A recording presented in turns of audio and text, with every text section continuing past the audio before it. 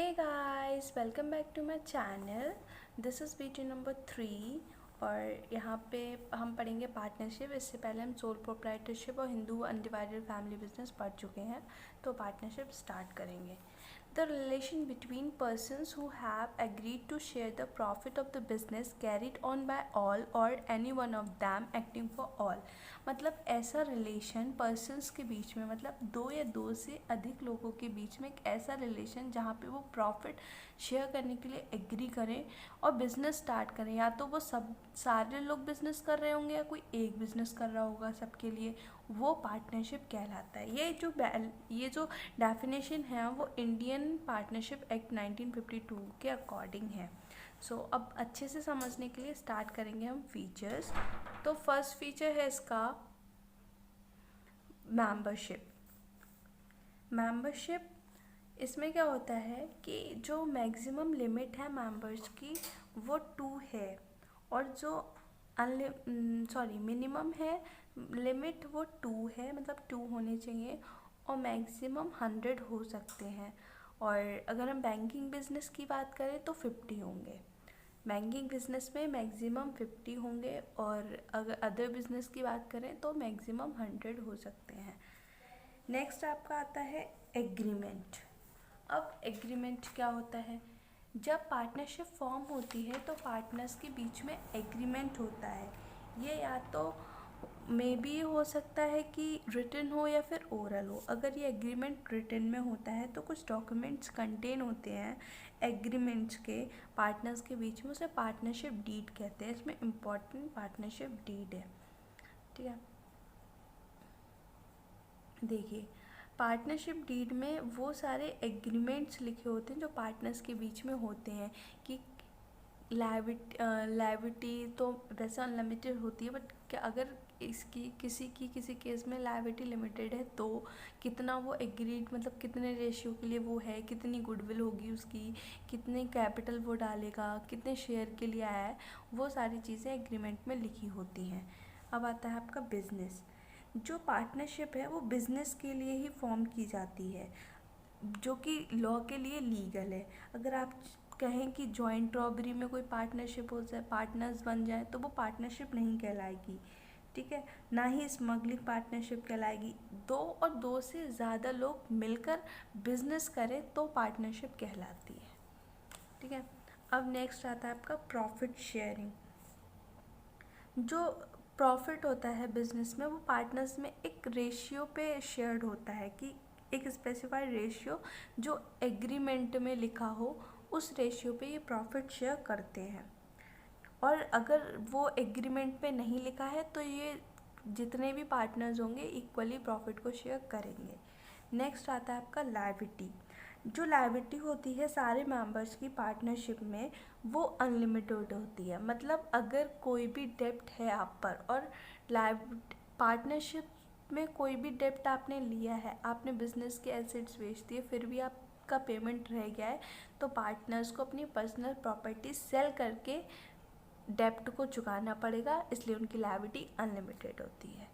Next आपका आता है म्यूचुअल एजेंसी रिलेशनशिप। इसमें क्या होता है कि जैसे मान लीजिए 3 पार्टनर्स हैं, अगर 3 में से एक पार्टनर से किसी आउटसाइडर के साथ कोई कॉन्ट्रैक्ट में अगर वो आ गया और उसने कुछ ऐसा कॉन्ट्रैक्ट कर लिया, मान लीजिए कुछ भी, तो फिर जो और 2 पार्टनर्स हैं उनको उन चीज़ों को मानकर चलना पड़ेगा, मतलब वो भी उसमें बाउंड हो गए हैं। तो इसमें उनमें म्यूचुअल एजेंसी रिलेशनशिप होता है, ठीक है।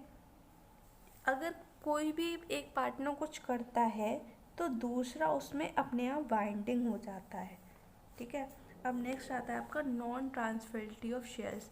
मतलब जो पार्टनर्स हैं वो अपने शेयर को ट्रांसफ़र नहीं कर सकते। जैसे 3 पार्टनर्स हैं किसी फर्म में, अब कोई ABC पार्टनर्स हैं, अब C चाहे कि वो अपना शेयर D को ट्रांसफ़र कर दे, तो यहाँ पर वो ट्रांसफ़र शेयर नहीं कर सकता, ये अलाउड नहीं है, नॉट अलाउड।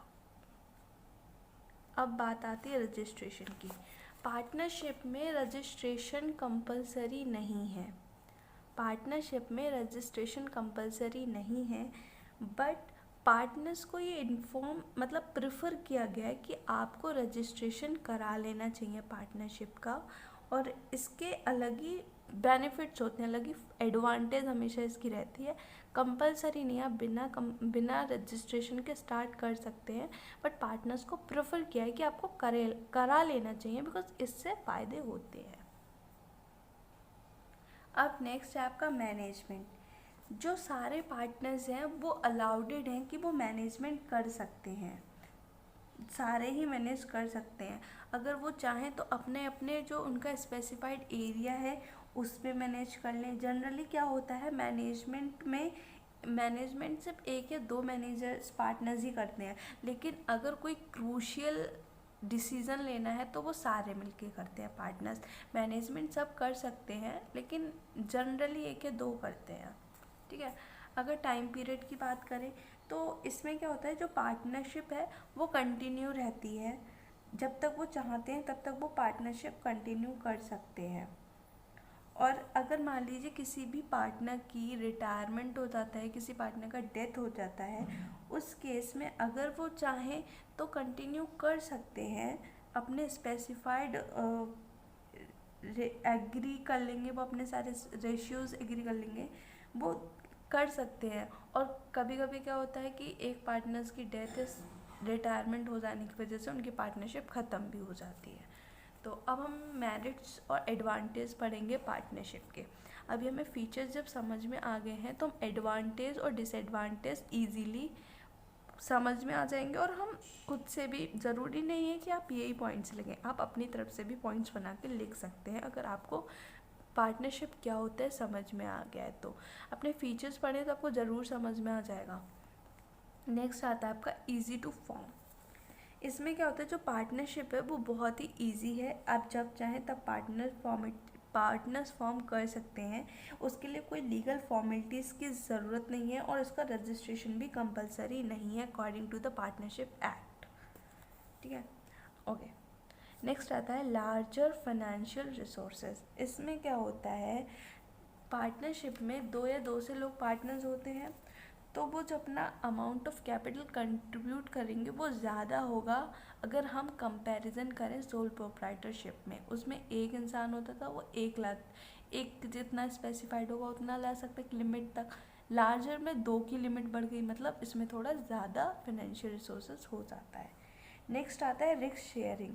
इस देखो, जो पार्टनरशिप होते हैं वो रिस्क, पार्टनरशिप में पार्टनर्स रिस्क रेशियो में या फिर शेयर करते हैं या फिर वो इक्वली शेयर करते हैं।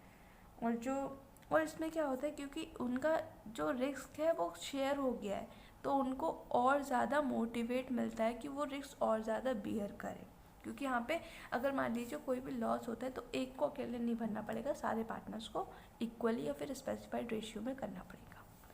नेक्स्ट आता है डिवीज़न ऑफ वर्क। पार्टनरशिप में जो वर्क होता है वो डिवाइड हो जाता है अकॉर्डिंग टू द स्किल्स और नॉलेज ऑफ द पार्टनर्स। जो पार्टनर जिसमें अच्छा है, जिसका जो स्पेशलाइजेशन है, जिसकी जो इफ़िशिएंसी है, वो उसमें अपने वर्क को डिवाइड कर लेते हैं। नेक्स्ट आता है आपका मोटिवेशन। मोटिवेशन क्या होता है, जो पार्टनर्स होते हैं वो, नेक्स्ट आपका आता है मोटिवेशन। इसमें क्या होता है, जो पार्टनर्स होते हैं उनके पार्टनरशिप में डायरेक्ट रिलेशन होता है एफर्ट्स और रिवॉर्ड के बीच में। तो अगर आप ज़्यादा एफर्ट्स डालेंगे आपको ज़्यादा प्रॉफिट होगा तो हर पार्टनर्स के लिए ज़्यादा प्रॉफिट मिलेगा। और अगर आप ज़्यादा एफर्ट्स नहीं डालेंगे, कम प्रॉफिट होगा तो कम मिलेगा, मे बी लॉस हो जाए तो आपको लॉस भी बेयर करना पड़ेगा।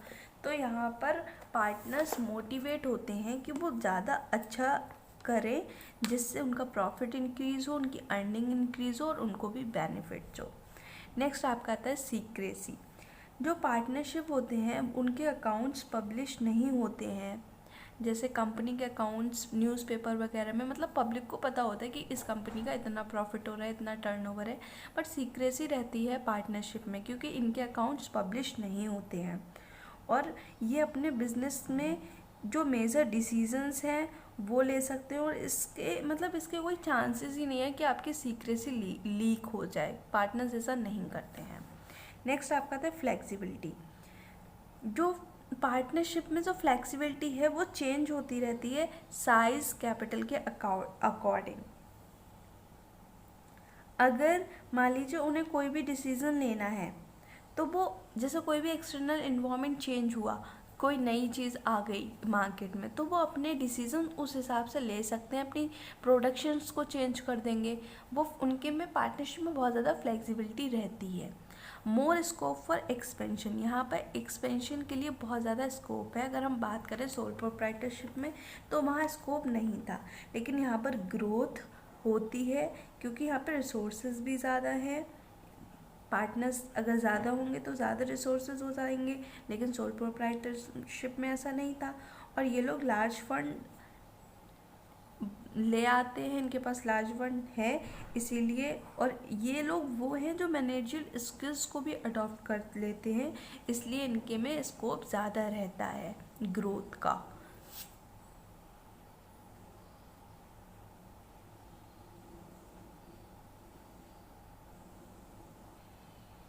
अब हम बात करेंगे demerits disadvantage of partnership. Partnership के अब नुकसान क्या है, हमने फ़ायदे पढ़ लिए। जब आप इतना कुछ पढ़ लिया है, आपको सारी चीज़ें समझ आ गई हैं, आई नो आप डीमेरिट्स बिना पढ़े और खुद के दिमाग से कर सकते हैं, ज़रूरी नहीं आप ये ही पॉइंट्स लिखें। ठीक है, तो हम स्टार्ट करते हैं। इन पॉइंट्स को आप समझ लेंगे तो ईजीली लिख पाएंगे। तो पहला पॉइंट है अनलिमिटेड लायबिलिटी। क्योंकि मैंने बताया एज अ फीचर, मैंने पार्टनरशिप का बताया कि इनकी लायबिलिटी अनलिमिटेड होती है, तो ये एक इनके लिए डिसएडवांटेज भी है कि अगर कोई ज़्यादा लॉस हो जाता है, मान लीजिए हैवी लॉस होता है बिजनेस को, तो इनको अपनी जो प्रॉपर्टी, अपनी पर्सनल प्रॉपर्टी भी सेल आउट करनी पड़ेगी डेब्ट को पे करने के लिए, तो एक डीमेरिट है। नॉन ट्रांसफरेबिलिटी ऑफ शेयर्स, यहाँ पर शेयर्स जो है वो ट्रांसफ़र नहीं कर सकते, तो ये भी एक डिसएडवांटेज है। नेक्स्ट आता है आपका कॉन्फ्लिक्ट। जो पार्टनरशिप हैं, अलग अलग पार्टनर्स हैं, वो अलग अलग बैकग्राउंड से आए हैं, तो उनके पास अलग अलग बैकग्राउंड है, अलग अलग फैमिलीज़ हैं, अलग अलग उनका कल्चर है, तो उनके अलग अलग ओपिनियंस भी होते हैं, और इस वजह से पार्टनरशिप में कॉन्फ्लिक्ट्स भी होते हैं, और इस वजह से पार्टनरशिप डील कभी कभी ख़त्म भी हो जाती है। ठीक है, नेक्स्ट आपका आता है अनसर्टेनिटी। मान लीजिए अगर किसी भी बिजनेस में पार्टनरशिप की किसी की डेथ हो जाती है, या इंसॉल्वेंसी हो जाती है, या इनकैपेसिटी हो जाती है किसी पार्टनर की, वो अब कंटिन्यू नहीं कर सकता, तो यहाँ पर फर्म जो होती है पार्टनरशिप फर्म, वो डिसोल्यूशन हो जाता है उसका, वो ख़त्म हो जाती है, तो ये डीमेरिट है। नेक्स्ट आता है आपका रिस्क ऑफ म्यूचुअल एजेंसी। इसमें क्या होता है, अगर मान लीजिए अगर जैसे मैंने बोला म्यूचुअल रिलेशनशिप, एजेंसी रिलेशनशिप में मैंने आपको बताया कि अगर 3 पार्टनर हैं, तीनों पार्टनर्स में से अगर कोई एक पार्टनर भी किसी बाहर वाले के साथ, आउटसाइडर के साथ कॉन्ट्रैक्ट में आता है, तो बाकी सारे पार्टनर्स भी बाइंड अप हो जाते हैं उस कॉन्ट्रैक्ट के साथ।